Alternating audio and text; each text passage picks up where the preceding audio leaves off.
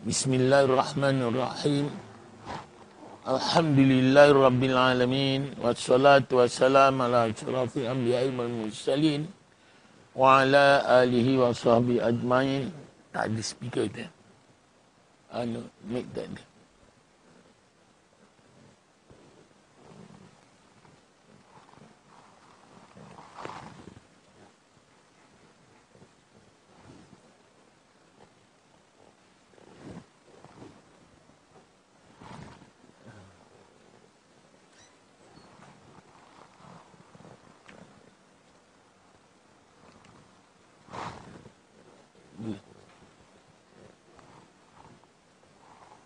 Muslimah tak dengar dia.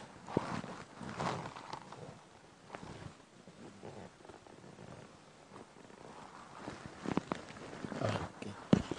Bismillahirrahmanirrahim. Alhamdulillahirabbil alamin. Wassalatu wassalamu ala asyrafil anbiya'i wal mursalin wa ala alihi wa sahbihi ajmain. Rabbi israli sadri wa yassirli amri wa hlul 'uqdatam min lisani yafqahu qawli. Wasadi lisan bi haqqi sayyidina Muhammad sallallahu alaihi wasallam. Asyhadu an la ilaha illallah wa asyhadu anna Muhammadar Rasulullah. La haula wa la quwwata illa billahil aliyyil azim. Assalamualaikum warahmatullahi wabarakatuh. Muslimin, muslimat yang dirahmati Allah, syukur kita kepada Allah Subhanahu wa taala yang telah memberikan kesihatan dan kekuatan iman kita, dapat kita menimba ilmu lagi selepas kita menunaikan solat maghrib berjemaah. Alhamdulillah. Dan kita dapat menyambung semula kuliah kita yang berpandukan kitab Indahnya Solat Berjamaah. Okay. Itu sekarang muka surat 174. Muka surat 174 iaitu berkaitan memanjangkan kunut. Okay. Sebelum kita meneruskan kuliah kita, mari kita sama-sama membaca Ummul Quran. Ganjarannya kita hadiahkan kepada junjungan besar kita Nabi Muhammad sallallahu alaihi wasallam. Seterusnya kepada kedua ibu bapa kita sama ada yang masih hidup atau yang telah meninggal dunia, kepada guru-guru kita sama ada yang masih hidup atau yang telah meninggal dunia, kepada sahabat-sahabat kita yang istiqamah dengan madrasah kita yang telah meninggal dunia. Dan begitu juga kepada Allah yarhamah istri saya Syai'ulillahi al-Fatihah. A'udzu billahi minasyaitonir rajim. Bismillahirrahmanirrahim. Alhamdulillahirabbil alamin arrahmanir rahim. مالك يوم الدين إياك نعبد وإياك نستعين اهدنا الصراط المستقيم صراط الذين أنعمت عليهم غير المغضوب عليهم ولا الضالين. Yaitu berkaitan memanjangkan kunut. Perbuatan memanjangkan kunut adalah makruh. Perbuatan memanjangkan kunut adalah makruh. Lain yang sebagaimana yang kita ni kunut, ada beberapa macam kunut, ya, yang sebagaimana waktu keadaan kita COVID-19 ni diadakan kunut nazilah. Maksud kunut nazilah ialah kunut untuk mentolak balak lah. InsyaAllah mudah-mudahan dapat dijauhkan. Itu adalah makruh. Hukumnya kalau panjang-panjang hukumnya makruh. Sama seperti makruhnya bacaan tasyahud awal. Tahiyat awal juga kalau kita memanjangkan, contohnya memanjangkan kita punya bacaan pun itu makruh. Jadi tasyahud awal ini hanya sekadar yang lazimnya sampai selawat atas Nabi saja. Dah, sampai selawat atas Nabi, Allahumma salli ala Muhammad wa ala ali Muhammad, ataupun Allahumma salli ala Sayyidina Muhammad wa ala Sayyidina Muhammad, boleh. Mana-mana boleh. Nak sebut Sayyidina pun boleh, tak sebut Sayyidina pun boleh. Ya, okey. awal yang panjang, walau bagaimanapun sunat dihimpunkan di antara kunut Nabi Muhammad SAW seperti yang terdapat dalam hadis dengan kunut Sayyidina Umar. Ya. Boleh dikumpulkan apa di kunut itu tadi, kunut apa yang disarankan oleh Sayyidina Umar dengan Nabi Muhammad sallallahu alaihi wasallam. Okey. Atau anaknya Abdullah bin Umar yang saya akan sebutkan selepas ini nanti. Ni. Yang ada kunut-kunutnya. Okey. Perlu diketahui membaca dua kunut yang digabungkan ini hanya khusus kepada orang yang solat sendirian. Kepada orang yang solat sendirian dan imam bagi jamaah yang selesa dengan bacaan yang panjang. Contoh. Jadi kalau sekiranya waktu sekarang ni subuh dah akhir kan? Dan lewat 6 lebih subuh. Kalau kita baca panjang-panjang nanti orang nak pergi kerja lagi. Ya tak? Jadi oleh itu kita kena kena pandang bagi imam, iaitu sesiapa jamaah kita tadi. Kalau jamaah kita tadi katakan orang yang pencen-pencen boleh tahan berdiri lagi, itu lainlah ceritanya. Nak panjangkan dia bersepakat. Tetapi kalau orang pencen-pencen nak bangun pun berdiri pun dah tegak tak betul, ya tak? Contohnya dia tak tahan berdiri lama, bacalah yang sederhana. Ataupun ada orang sakit, contoh sakit lutut dan sebagainya. Ada orang nak kerja cepat, contoh ya. Jadi bacalah yang sederhana. Maka jangan baca panjang-panjang. Nak baca panjang boleh tengok kumpulan kita nanti, jamaahnya nanti. Ya. Okey.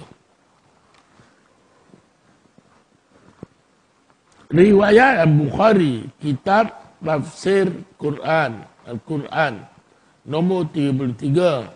Muslim, kitab solat. Imam Muslim, bab kitab solat. Abu Dawud, bab kitab solat juga. Tirmizi, dalam kitab solat juga. An-Nasai, dalam kitab lalai. Dalam kitab lalai. Dalam kitab lalai. Ibnu Majah dalam kitab mendirikan solat dan perkara sunat dalamnya, dan Ahmad, ya. Salah satunya dengan menghimpunkan di antara kunut yang terdapat dalam hadis Nabi sallallahu alaihi wasallam dengan kunut yang dibacakan oleh seperti Sayyidina Umar. Contoh. Itu kalau kita nak mengumpulkan. Dulu kita ada kunut-kunut yang yang sederhana dulu ada bacakan. Allahumma dini fi man hadait wa afini fi man afait, yang lepas dah selesai kan. Jadi ini yang kunut-kunut Sayyidina Abu Bakar, Sayyidina Umar dan Rasulullah sallallahu alaihi wasallam. Okey. Selain itu, jika seseorang hanya ingin membaca kunut yang pendek, memadailah dibaca kunut baginda sallallahu alaihi wasallam yang terdapat dalam hadis sebelum ini. Di bawah ini saya bawakan kunut Sayyidina Umar radhiyallahu an atau anaknya, ya. Ini di bawah ini kunut Sayyidina Umar yang lepas surat Rasulullah, apa dia? Allahumma dini fi man hadait wa afini fi man afait. Itu kunut Rasulullah sallallahu alaihi wasallam, ya. Kemudian tu ada kunut pendek lagi, ya. Ada kunut pendek lagi, apa dia? Allahumma ighfirli ya ghafur. Itu kunut pendek sangat. Dulu ketika mula-mula Covid dulu, kan tak boleh baca panjang. Sedangkan itu pun hanya yang dibenarkan di masjid hanya 3 saja. 3 orang, imam, Bilal, Syiah kan. ketika itu. Jadi kunut pendek saya baca Allahumma gfirli ya ghafur. Itu saja saya buat kunut pendek ketika itu. Ya. Okay. Ini selain itu jika seseorang hanya ingin membaca kunut yang pendek, memadailah dibaca kunut baginda sallallahu alaihi wasallam yang terdapat dalam hadis sebelum ini yang lepas.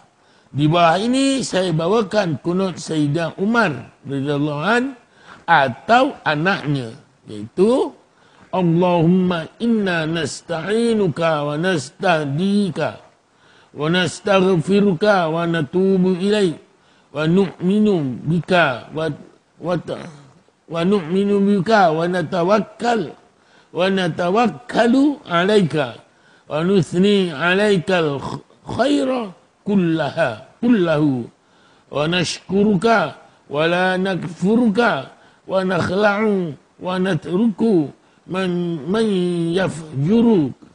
Allahumma iyyaka na'budu wa laka nusalli wa nasjud wa ilaika nas'a wa nahfid wa narju rahmataka wa nakhsha azabaka inna azabaka al-jidda bil kuffari mulhaq. Maksudnya, ya Allah, sesungguhnya kami memohon pertolongan dan petunjuk daripadamu. Kami memohon keampunan daripadamu dan bertaubat kepadamu. Kami beriman denganmu dan bertawakal kepadamu. Kami memujimu pada segala kebaikan. Kami bersyukur dan tidak kufur kepadamu. Serta kami mengasingkan diri dan menjauhi orang yang melakukan maksiat kepadamu. Ya Allah, kepadamu sajalah kami sembah. Kepadamu jualah kami mendirikan salat dan bersujud kami sentiasa kami sentiasa berusaha dan bersegera menuju ke arahmu. Kami mengharapkan rahmatmu dan takutkan azabmu. Sesungguhnya azabmu yang dahsyat itu benar-benar menimpa orang-orang kafir. Itu makna kunut di atas tadi. Kunut Sayyidina Umar. Ya. Dalil bagi syariat kunut ini ialah hadis berikut. An Khalid bin Abi Imran radhiyallahu anhu qala bainama Rasulullah sallallahu alaihi wasallam yad'u ala mudarr idza ja'ahu Jibril fa'awma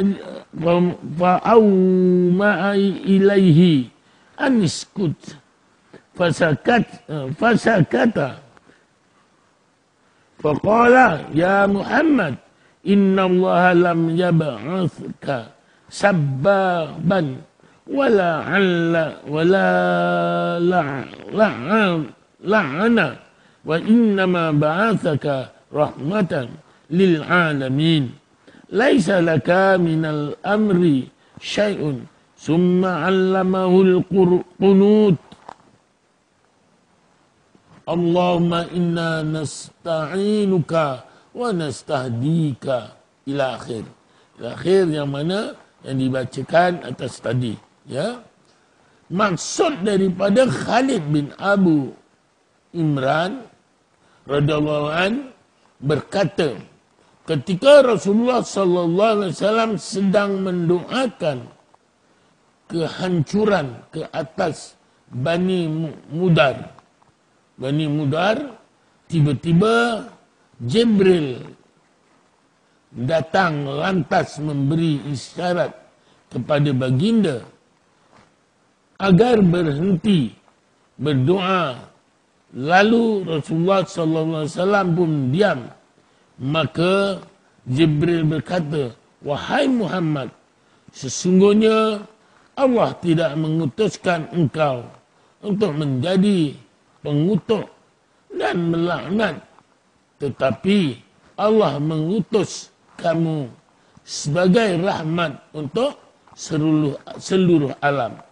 Engkau tidak berhak sedikit pun dalam urusan mereka yang ingkar itu. Kemudian Jibril mengajarkan kunut kepada baginda. Allahumma inna nasta'inuka wa nastahdika. Ya, maksudnya, ya Allah, sesungguhnya kami memohon pertolongan dan petunjuk daripadamu. Itu yang Jibril, Jibril ajarkan kepada Sayyidina Abu Bakar tadi. Okey. Oleh itu Nabi mengajarkan pada Nabi Muhammad sallallahu alaihi wasallam. Oleh kerana dalam kunut juga kita tak boleh mengutuk. Begitu juga dalam doa kita pun kita tak boleh mengutuk. Walaupun musuh kita, jangan kita kutuk. Kalau boleh kita doakan dia tetap iman Islamnya, lemah lembut hatinya dan tetap ibadahnya contoh. Ya, sebab apa? Hadis juga mengatakan sesiapa yang mendoakan sahabatnya tanpa diketahui olehnya, maka Allah akan membalasnya sebagaimana kita mendoakan orang tadi. Kalau kita mendoakan keburukan pada musuh kita, Allah balas buruk pada kita balik.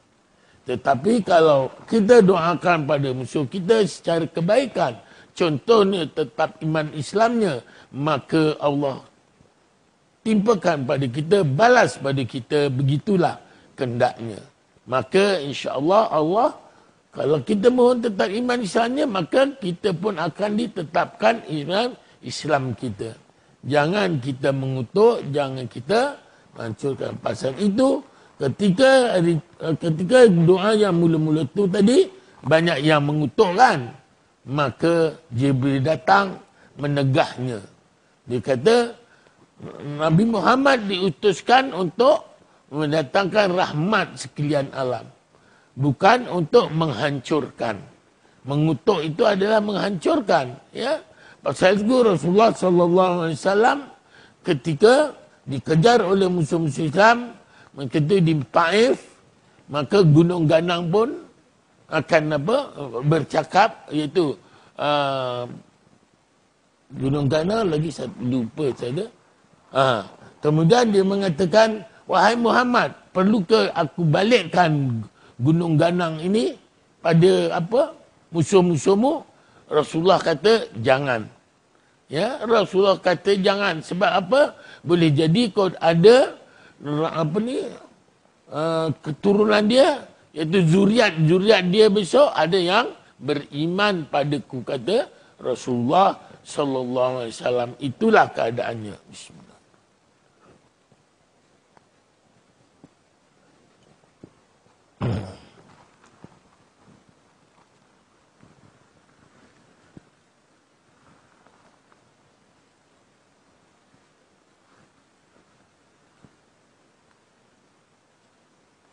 Ini maksud, ya Allah, sesungguhnya kami memohon pertolongan. Okey. Ini tadi yang mana? Atas ya.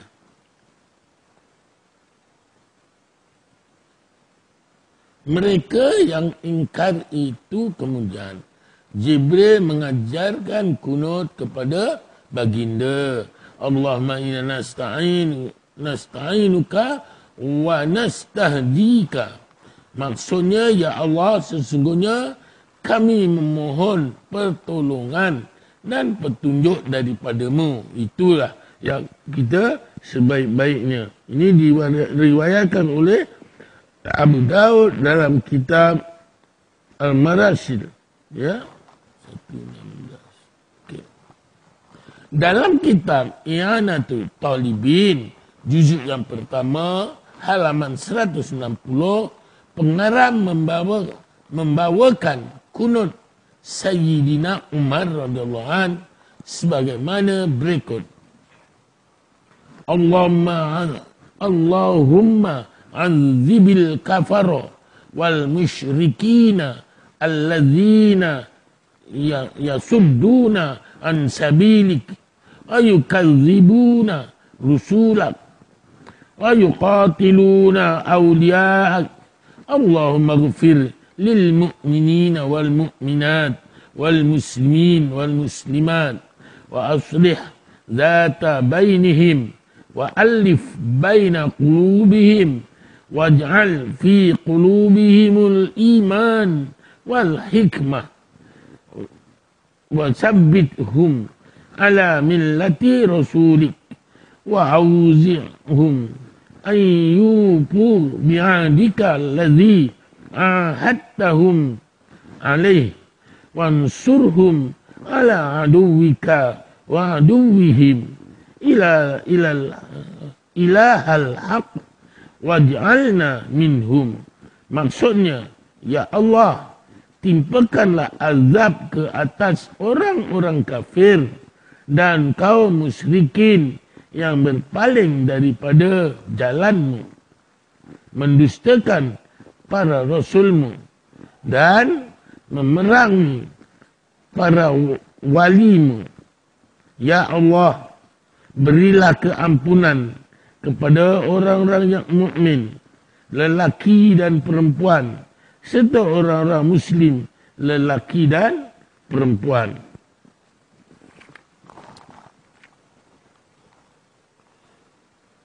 Perbaikilah urusan dan keadaan mereka. Jinakkanlah hati-hati mereka. Jadikanlah keimanan dan hikmah dalam hati-hati mereka. Tetapkanlah mereka di atas agama Rasulmu. Berilah ilham kepada mereka untuk menunaikan janjimu yang mereka telah meterai padanya. Bantulah mereka ke atas musuhmu dan musuh mereka. Wahai Tuhan, kebenaran jadikanlah kami. Wahai Tuhan, kebenaran jadikanlah kami dalam kalangan mereka. Inilah doa-doa yang sebaik-baiknya memohon kebaikan. Segala-galanya memohon kebaikan, walaupun dengan musuh kita pun kita memohon kebaikan untuk mereka. Sebab apa? Maka Allah akan membalas kepada kita sebagaimana kita mendoakan tadi. Ya. Bacaan kunut imam. Soalan. Adakah bacaan kunut imam sama seperti bacaan bagi makmum dan orang yang menunaikan solat secara sendirian? Okay. Adakah bacaan imam tadi, kunut imam, sama seperti bacaan makmum dan orang yang menunaikan solat secara bersendirian? Jawapan. Mengenai hal ini, Imam An-Nawawi dalam Al-Majmu' juzuk ketiga halaman 477 berkata, para ulama kami mengatakan, jika dia seorang imam, janganlah dia mengkhususkan doa itu untuk dirinya sahaja. Maksudnya, kalau seorang imam tadi, jangan berdoa untuk diri dia sendiri. Mesti doa untuk orang ramai, para jamaah. Contohnya, Allahumma hdini kalau untuk diri sendiri. Tetapi kalau Allahumma hdina untuk ramai para jamaah tadi. Ya, itu hendaknya. Okay. Para ulama kami mengatakan, jika dia seorang imam, janganlah dia mengkhususkan doa itu untuk dirinya sahaja. Bahkan dia hendaklah menjadikan doa itu umum dengan lafaz yang menunjukkan ramai, seperti Allahumma hdina. Itu tadi. Ya, yang atas tadi apa? Allahumma azib, kalau itu tadi untuk mengazab itu tadi. Allahumma inna Allah. Ada yang lepas sebagaimana yang lepas sebagaimana doa Rasulullah, itu Allahumma dini fi man hadait, itu untuk diri sendiri. Jadi kita jadi imam hendaklah dibaca secara umum. Allahumma dina fi man hadait wa afina, kalau sendiri wa afini, wa afina fi man afait wa tawallana fi man tawallait wa barik lana fima a'tait wa qina syarra ma qadait wa nastaghfiruka natubu ilaik. Maksudnya, ya Allah, berikanlah petunjuk kepada kami dengan hidayah. Berilah petunjuk kepada kami dengan hidayah orang yang telah diberikan hidayah olehmu. Sejahterakanlah kami dengan kesejahteraan orang yang telah engkau sejahterakan. Pimpinlah kami dengan pimpinan orang yang telah engkau pimpin. Berkatilah kami dengan apa yang telah engkau kurniakan. Lindungilah kami daripada kejahatan yang engkau telah takdirkan. Kami memohon keampunan daripadamu dan kami bertaubat kepadamu. Okay. Dalil bagi perkara ini ialah hadis berikut. An Saubana radhiyallahu anhu qala Rasulullah sallallahu alaihi wasallam, thalathun la yahillu li ahadi an yaf'alahunna. La ummu rajulun qauman fayakhussu nafsahu bid-du'a'i dunahum fa in fa'ala faqad khanahum ila akhir. Maksudnya daripada Subban radhiyallahu anhu berkata, Rasulullah sallallahu alaihi wasallam bersabda, 3 perkara yang tidak halal bagi seseorang untuk melakukannya.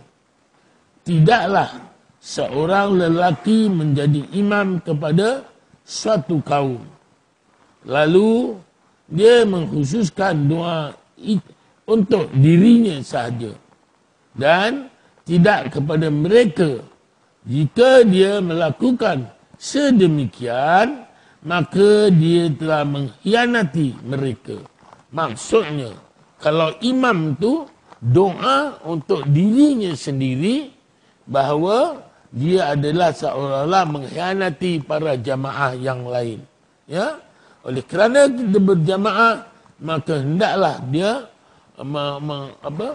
doanya mengkhususkan untuk orang ramai. Tak?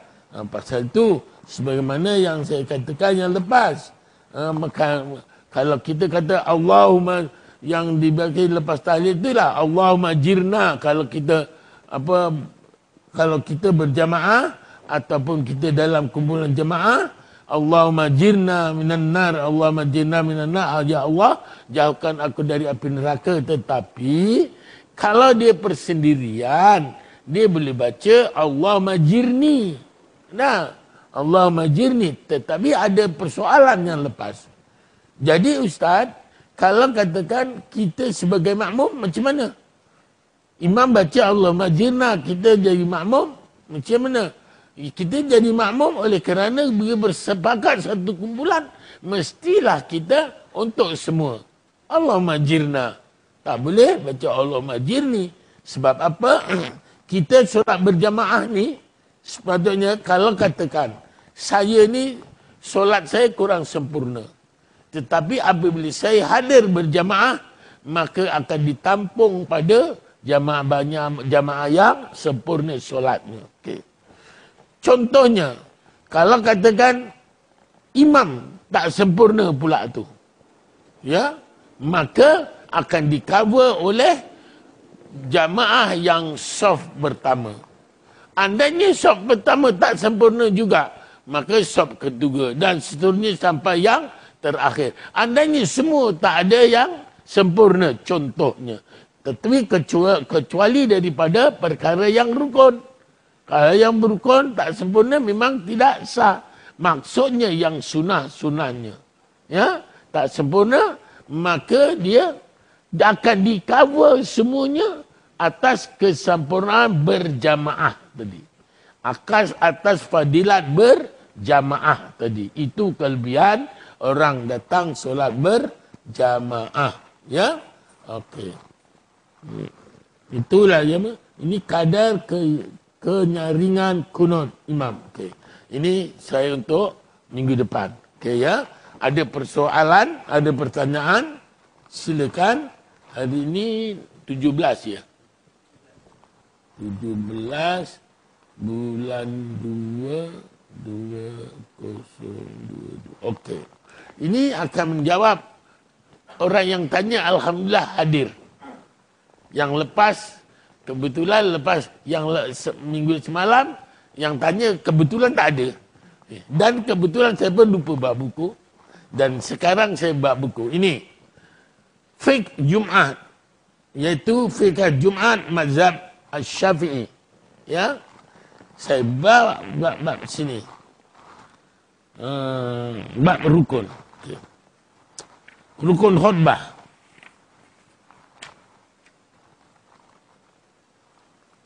Saya sentuh kat sini ya. Yang ini tadi, tutup ya. Saya beri situ. InsyaAllah kita sama kena.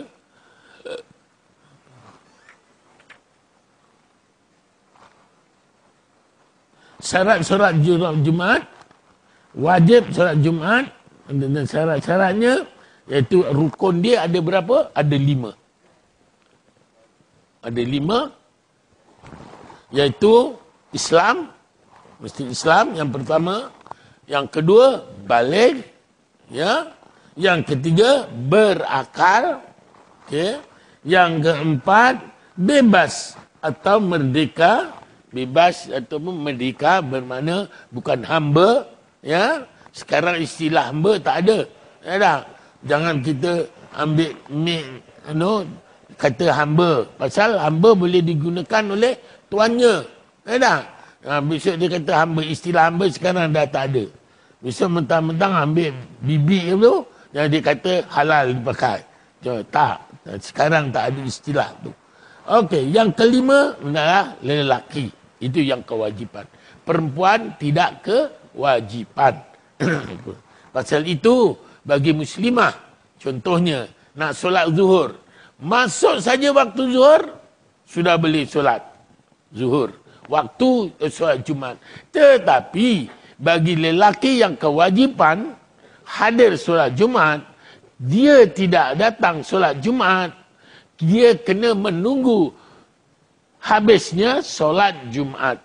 Maksudnya, bukan baliknya orang solat Jumaat, habisnya solat Jumaat. Ya tak? Maksudnya, habis solat Jumaat, dah habis khutbah, dah habis solat semuanya. Salam, semua habis. Barulah kita boleh solat. Itu bagi lelaki yang kewajipan solat Jumaat. Perempuan, tak. Tak payah menunggu. Masuk waktu, pasal khutbah itu masuk waktu zuhur. Waktu khutbah tu mestilah pada waktu zuhur.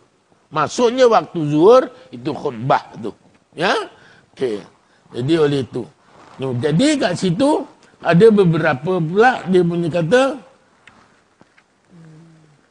perkara-perkara yang lain, salah satu daripada rukun-rukun khutbah itu tadi ialah ada beberapa salah satu daripadanya ialah berdoa. Okay.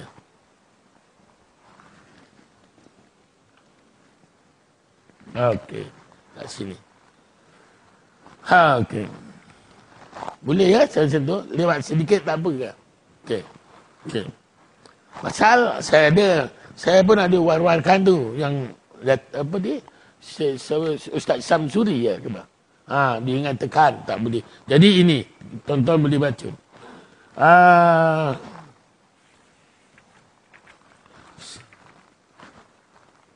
Rukun khutbah Jumaat. Okay. Yang pertama, pujian kepada Allah Subhanahu Wa Taala. Iaitu di apa tu? Contohnya adalah apa? Alhamdulillah kan? Mesti ada tu. Itu rukun. Alhamdulillah tu kurang-kurangnya. Ya? Itu. Satu itu apa? Yang pertama, mestilah pujian kepada Allah Subhanahu Wa Taala. Yang kedua, selawat dan salam ke atas junjungan Rasulullah sallallahu alaihi wasallam. Mesti ada selawatnya. Tak ada selawat tidak sah khutbah tu. Okey? Okey. Wasiat ke atas apa? Di atas ketakwaan. Wasiat di atas ketakwaan. Contohnya, mencukupilah kalau kepada ittaqullah. Tu. Takutlah padu kamu kepada Allah. Itu adalah salah satu wasiat. Dalam khutbah mesti ada itu. Ada? Salah satu. Walau macam mana pun mesti ada tu. Yang itu yang ketiga. Yang keempat, iaitu bacaan beberapa potong ayat Quran mesti ada. Walaupun selalunya walaupun apa kadar qul huwallahu ahad ke, ya, qul a'udzu birabbil falaq, qul a'udzu birabbin nas, sekurang-kurangnya ada sepotong ayat Quran mesti ada itu. Itu dalam khutbah, itu rukun, ya. Okey. Itu tadi yang keempat. Ya?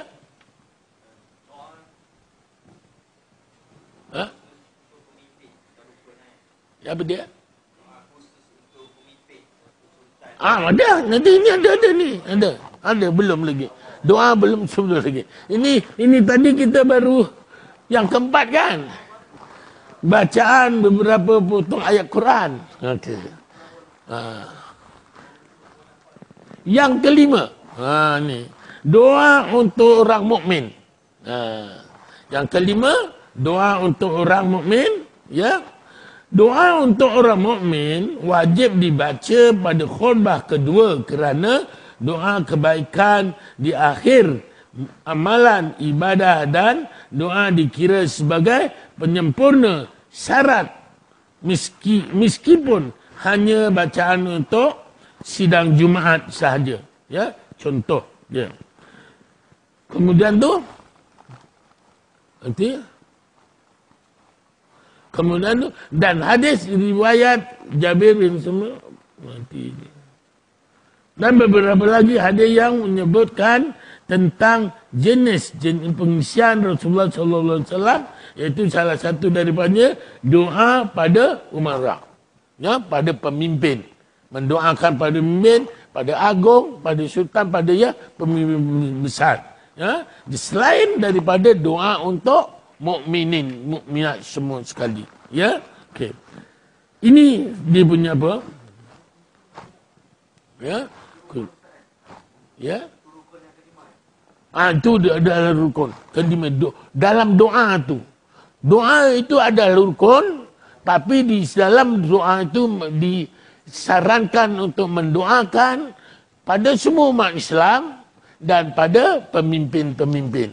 Ya. Okey. Kemudian sunat mengangkat tangan kepada makmum semasa berdoa. Tu.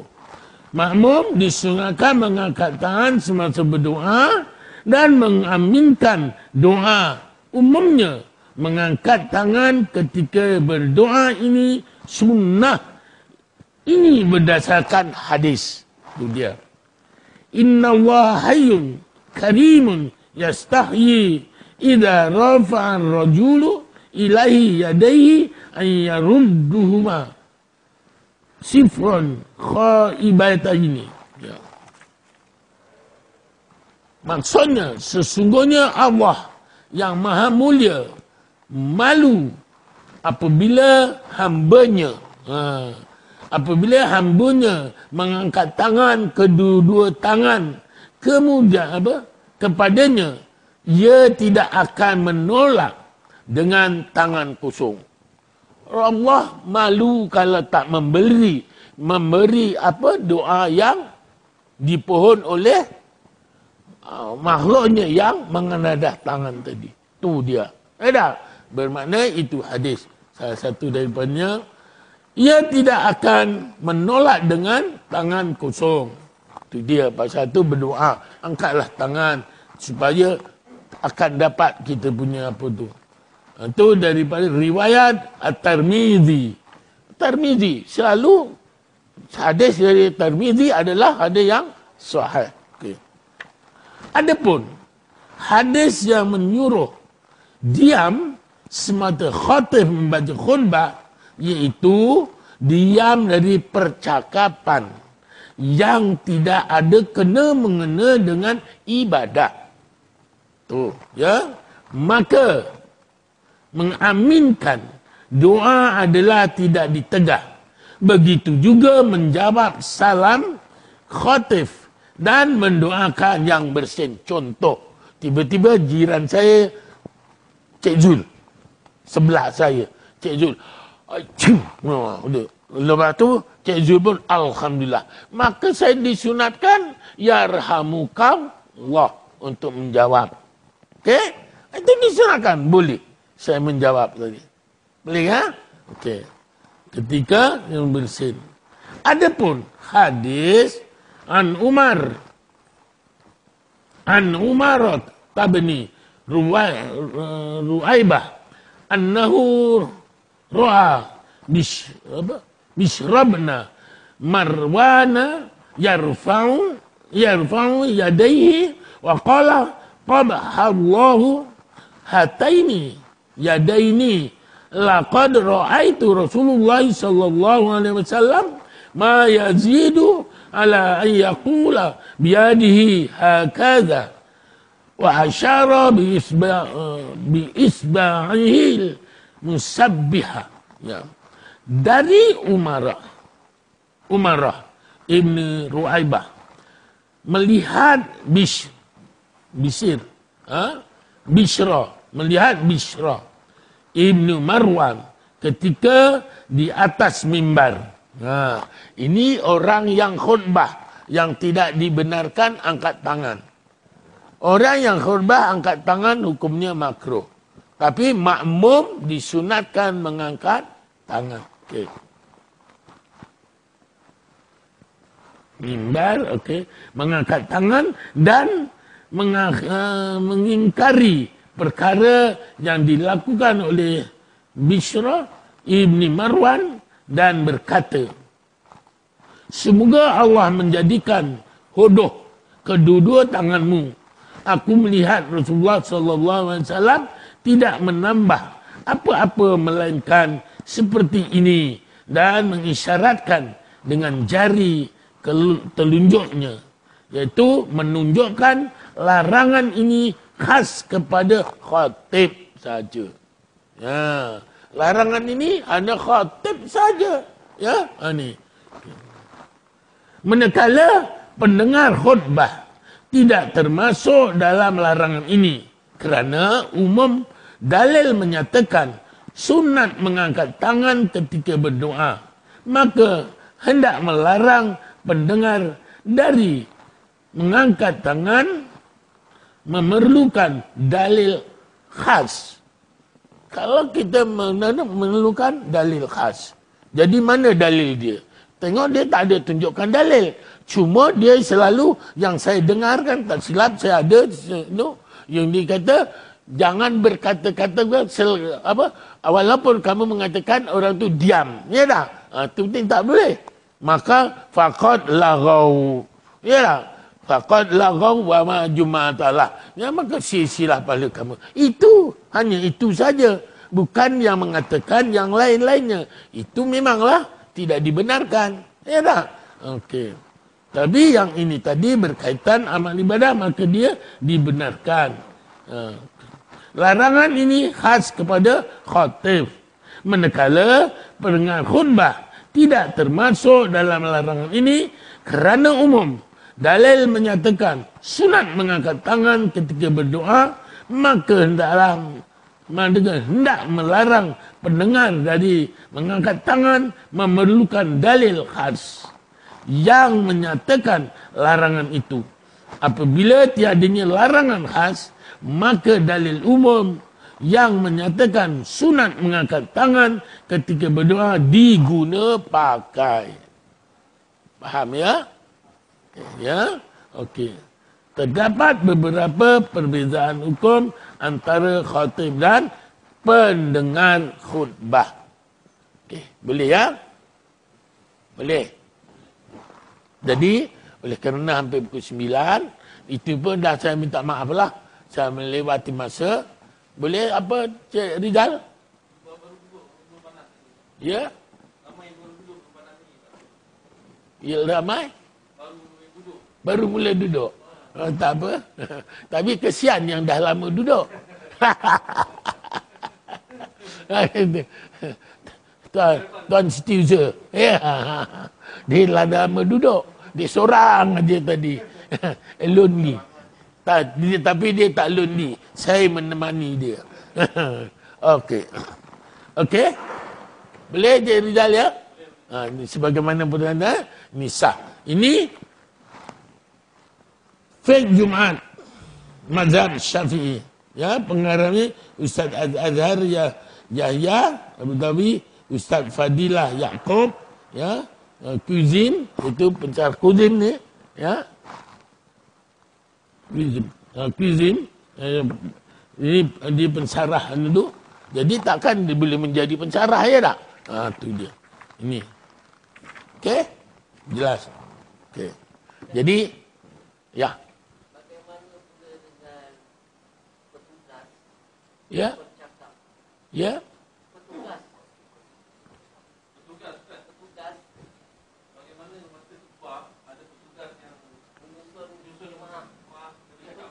Menyusun jamaah. Itu tak mengapa, oleh kerana dia bertugas.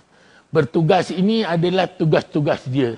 Ya, bermakna begitu jugalah. Macam contoh Bilal AJK, dia meletakkan sejadah untuk dia yang nanti. Oleh kerana dia bertugas, itu dibolehkan. Tetapi saya ni jamaah.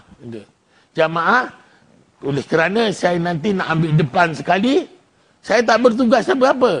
Cuma saya nak datang lambat, saya letak apa sejadah kat situ. Supaya saya datang nanti, itu tak boleh. Itu tidak boleh. Pasal bertugas ni, dia lebih dulu datang memang petugas. Cuma dia tak duduk sebab dia bertugas. Salah satu daripadanya. Begitu juga oleh kerana petugas ni nak menyusun kedudukan dengan yang sempurna supaya tidak bercelaru. Ya tak? Itu diharuskan. Ya. Tapi itu yang dulu bawa uncang tengah khotib batu khutbah memang tak dibenarkan. Ya tak? Kalau nak bawa uncang tu sebelum khotib baca khutbah atau sebelum azan tu boleh dibetulkan. Apa yang tolak-tolak dah. Tempat saya sebelum khatib khutbah. Ya tak? Itu bawa uncang tu. Okey, pasal itu kira mengganggu juga istilahnya. Ya? Itu bukan petugas. Itu orang nak menderma terpulanglah dia. Ya tak? Maksudnya yang bertugas ini tadi supaya kedudukan itu dengan dapat sempurna. Apatah lagi tempat ini dah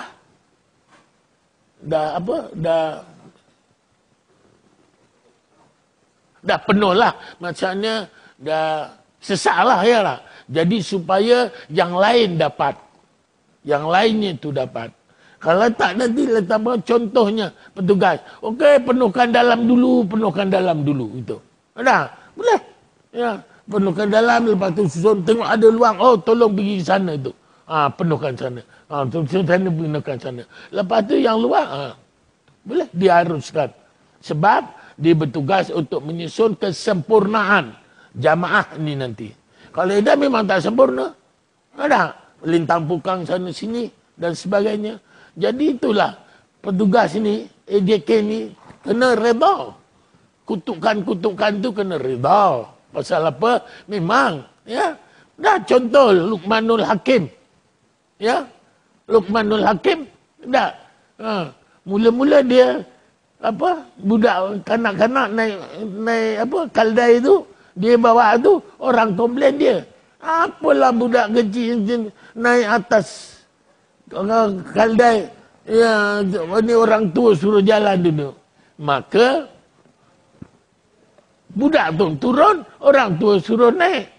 Orang tua naik pun orang komplain juga. Apalah orang tua budak-budak suruh jalan kaki tarik dia orang tua naik atas. Ada serba salah. Lelah sekali, lepas tu dua-dua naik. Pun orang komplain juga. Apalah orang ni tak tahu sedangkan kaldai itu kecil. Dua orang naik kedua-duanya semua. Satu dia. Ada. Alah, dua-dua turun. Dipimpinnya selalu. Apalah orang ada kenderaan, tak nak naik kenderaan. Itulah keadaannya. Jadi kena redha lah. Ya tak? Jadi tugas ini. Okey. Ada apa pertanyaan lain? Okay. Yang lain? Muslimah ada nak tanya? Tak ada. Okey. Okey. Ada. Ya.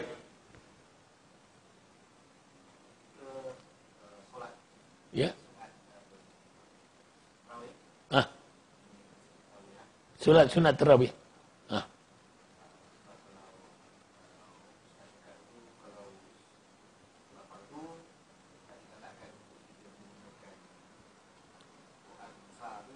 Ya. Boleh. Boleh.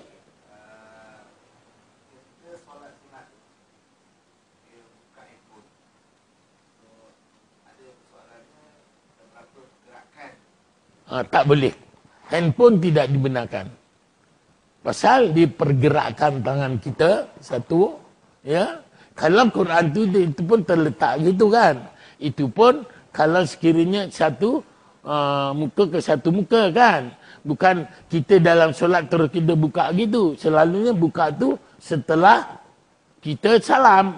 Baru kita buka itu. Tu. Batal. Kalau situ batal. Pasal dia beberapa pergerakan. Lagi, walaupun itu kecil pasal pergerakan ini, bukan dia diam gini saja. Tapi pergerakan yang ini tadi, tak mengapa kalau diam ini saja. Ya, satu. Yang keduanya, pandangan handphone tidak menyerupai dengan Al-Quran. Lain kita bawa Al-Quran gitu. Al-Quran kecil. Bukan gitu kan? Boleh, tapi makruh hukumnya. Itu saja. Diboleh. Itu selak antara satu ke satu. Boleh. Tapi cuma makruh saja hukumnya. Okay. Yang kita ada kehadapan tu boleh diharuskan. Ada stand. Sini ada stand tak? Ada. Ada Quran besar kan? Ada. Alhamdulillah. Boleh lah. Ambil satu muka.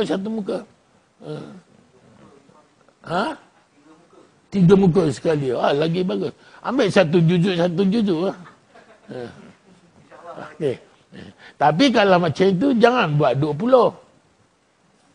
Itu baru buat pasal kebanyakan ini sekarang disarankan 20 kan. Hanya disarankan 20 itu bawalah ayat lazim saja. Ayat lazim. Ada tak? Ada panduan tu. Kalau tak saya ada bagi. Ini yang sama, yang lama pun keluaran Jawi juga, sama juga bacaan tu. Ya tak? Itu boleh. Panduan.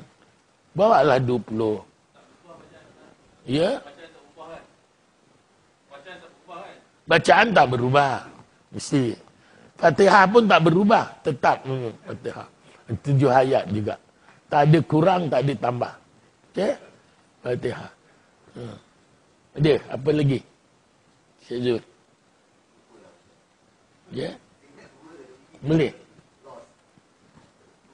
Ya, sekarang memang dulu waktu saya jadi imam di Dewan Balik Islam tu, itu Balik Islam tu namanya. Yang di roundabout tu. Saya bawa surah ayat lazim aja tu memang 20, dulu 20. Kebelakangan ni yang banyak lang 888 tu. Tapi sekarang dah mula 20 balik. Kan? Selangor memang ditetapkan 20. Wilayah pun 20 juga kan? Tetap 20. Jadi Tak, kalau sekiranya kita nakkan apa tu, bawa ayat lazim saja. Janganlah bawa apa yang satu muka tu. Ya tak? Kalau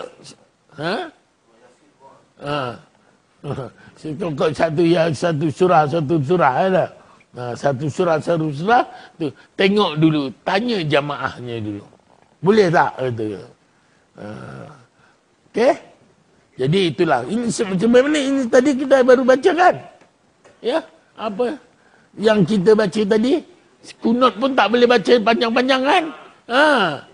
Kunut pun kena baca yang sederhana. Pandang siapa yang apa. Itu yang saya katakan. Rasulullah SAW melantik imam Masjid Quba. Satu bacaannya panjang-panjang. Satu bacaannya surah Ikhlas saja setiap waktu. Ada?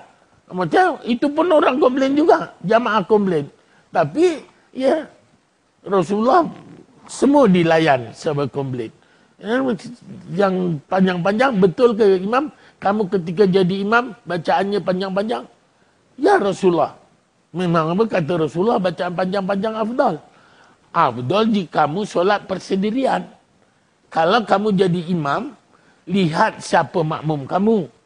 Ya, orang tua, orang sakit dan sebagainya. Orang nak kerja ini hari lagi 6 lebih baru subuh kan. Contohnya.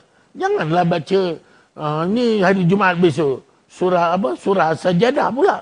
Menggelisahlah begitu. Tak? Makmum-makmumnya menggelisah. Tak? Itu contohnya. Pasal baca yang pendek-pendek saja. Okey. Yang itu kata Rasulullah. Tapi yang seorang lagi baca Qul Huwallahu Ahad. Rakaat pertama Qul Huwallahu Ahad. Rakaat kedua Qul Huwallahu Ahad. Setiap waktu. Zuhur, Maghrib, Isyak, Subuh. Itu juga. Pun orang komplain juga. Kemudian Rasulullah tanya, ya Imam, sedangkan kamu hafal Al-Quran, benarkah kamu ketika jadi imam surah Ikhlas saja setiap setiap waktu dan setiap rakaat? Ya benar Rasulullah. Kata ke. Kerana andainya aku mengagungkanmu ya Rasulullah, aku sentiasa berselawat padamu ya Rasulullah. Ketika aku salat, aku mengagungkan keesaan Allah, maka surat Ikhlas itu adalah mengagungkan keesaan Allah. Kalimat tauhid kat situ tu. Ada. Qul huwallahu ahad. Katakanlah oleh Allah itu satu. Allahus samad. Allah yang esa. Itu semua kalimat tauhid. Maka Rasulullah tak ada komplain apa, hanya senyum angguk-angguk itu je. Ada. Jadi besok muslimah kalau suaminya kat rumah jadi imam, dia baca Qul Huwallahu Ahad, bukan dia tak tahu surah yang lain, pasal dia nak mengagungkan keesaan Allah. Tak? Biar dia baca Qul Huwallahu Ahad. Rakaat pertama Qul Huwallahu Ahad, rakaat kedua Qul Huwallahu Ahad. Maghrib pun macam itu. Isyak pun macam itu. Tak mengapa. Ya? Okey. Ya?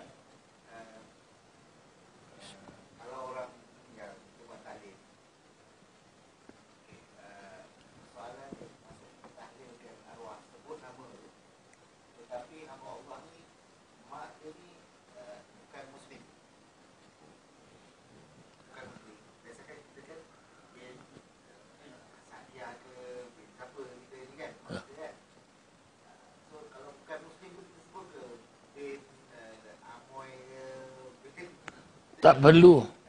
Tak perlu. Pasal dia bukan Islam, tak ada hak. Itu pun kalau katakan zahirnya Islam. Tapi kita tahu latar belakangnya. Orang tu kata contoh, minta maaf lah. Contohlah. Misalnya Cik Zul sebagai apa. Tahu mak saya. Mak saya dulu tak solat katakan. Tahu latar belakang mak saya. Itu pun tak boleh, tak apa. Pasal tak solat. Bak kata Allah Yarham Hasan Din mengatakan sampai jika orang tu ada akaun. Akaun dia apa? Ya, 2, 4, 4, 3, 4. Subuh, Zuhur, Asar, Maghrib, Isyak. Itu akaun dia. Ada? Kalau dulu mak kita ada solat misalnya, mak bapak kita solat, insya-Allah sampai. Kita tinggal top up saja. Itu. Tapi kalau kita dulu tak ada akaun, contohlah madrasah ni tak ada akaun, nak derma pada siapa? Tak? Pada Cik Zul. Ha. Yalah pada Cik Zul je lah, ya tak? Tapi,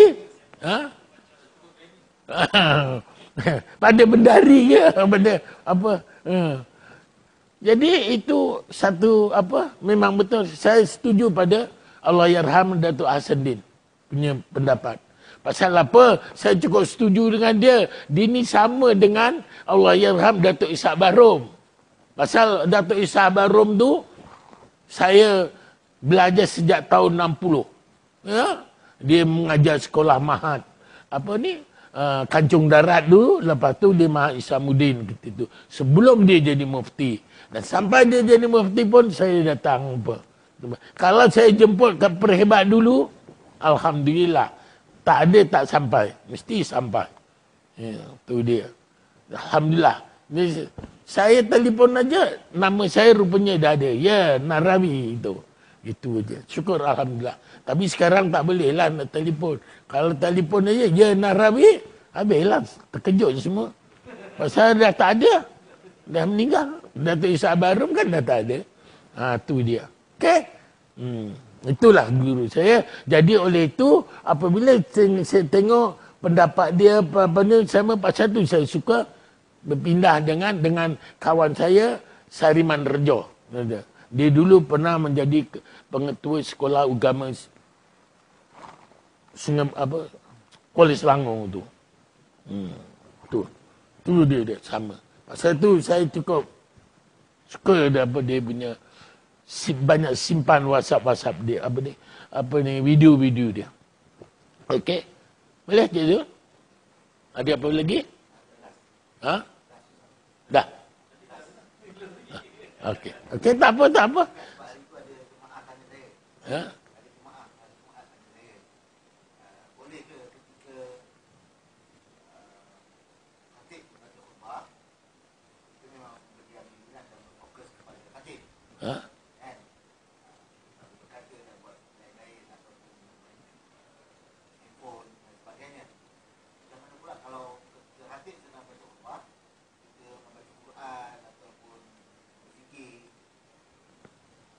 Okey, cantik soalan tu.